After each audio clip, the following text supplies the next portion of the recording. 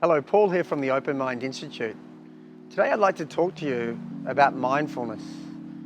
I know immediately upon hearing that word we have a preconceived notion of what that is, and I'm not going to dispute it's really become a catchword last 10 years or so. But I want to break it down to get you thinking about it as a psychological process that you can use to really enhance your attention control. Why? Because I think it's never been so important. Right? Amidst this uncertainty that we're all experiencing, our attention has really become a commodity and is being pulled in every which way, in every direction. And as a consequence, right, we're seeing the exacerbation of anxiety, depression, stress in the workplace, relationships being broken down.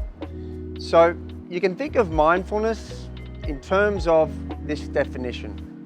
It's a psychological process of bringing your complete and undivided attention to your internal and external experiences as they're unfolding in the present moment.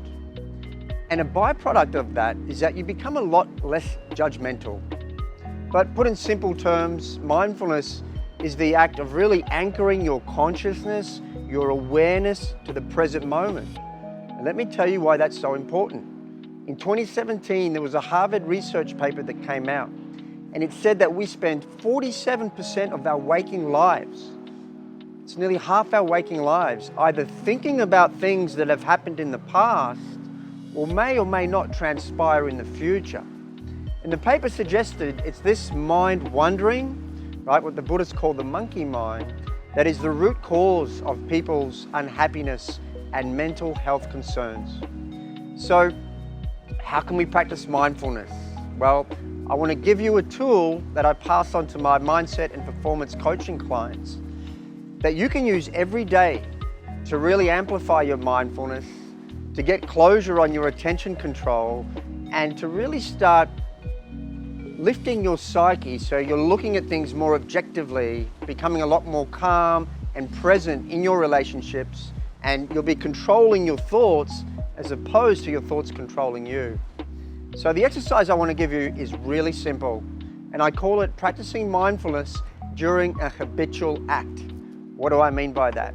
Well, look, we're all habitual creatures, right? The older we get, we become desensitized to our environment. We are on autopilot a lot more, and we develop these habits, and when we're in the course of a habit, it's the brain's way of freeing up thinking space. And if the brain knows that our survival isn't under any threat, it will automate that behavior. You might know what I'm talking about. Perhaps if you drive to work and you arrive at work and you think to yourself, how on earth did I get here? Right? Because what happens when we're in autopilot mode is the mind begins to wander. So right now, as you're listening to me speak, I want you to think of a daily habitual act that you perform. Maybe it goes for about 5 minutes in the company of yourself, right? And there's at least half a dozen that you do in the morning. I'm talking about things like getting dressed in the morning, having a cup of tea, brushing your teeth, having a shower, if you go for a walk during your lunchtime, right? So select that act, and this is the way you're going to practice mindfulness. Step one, you want to set the intention that you're going to practice mindfulness, control your attention, be present in the moment, from the beginning of that act until the very end of the act. That's step one. Step two, identical to meditation. You then bring all of your attention to your breath, right? So right now as you're listening to me, be conscious of the fact there's a little pocket of oxygen around you in the room or environment that you're in. And as you're breathing in, that's coming into your body.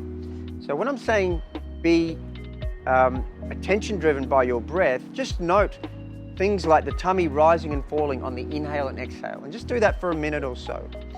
After you've done that, step three is extend that attention to the remainder of your body internally, right? You could do a body audit, right? Just check in with different parts of your body if you're feeling any discomfort. After you've done that, the next step is bring all of your attention to your sensory contact to the outside world. That is how your vessel, how your body is connecting to the outside world. So for instance, if your habitual act to practice mindfulness in is brushing your teeth, right? You would bring your attention to the balls of your feet on the bathroom floor. You would bring your attention to the toothbrush as you're picking that up, the texture, right? Then you can amplify the rest of your senses, such as the taste, any smells, right? And it's from that platform that the next step takes you to becoming present in your environment. Listen out for sounds that you may not otherwise have taken notice of, right? And when you're present in your environment, once you're through that process, you might note that the mind will start to wander, right? Why? Because it's accustomed to do so. It'll start thinking about your day. It'll start thinking about your obligations. And when that happens, and this is the silver bullet, when that happens, you come back to step number 2, bring all of your attention back to your breath, and you reset that whole process. And it's that resetting, it's that discipline.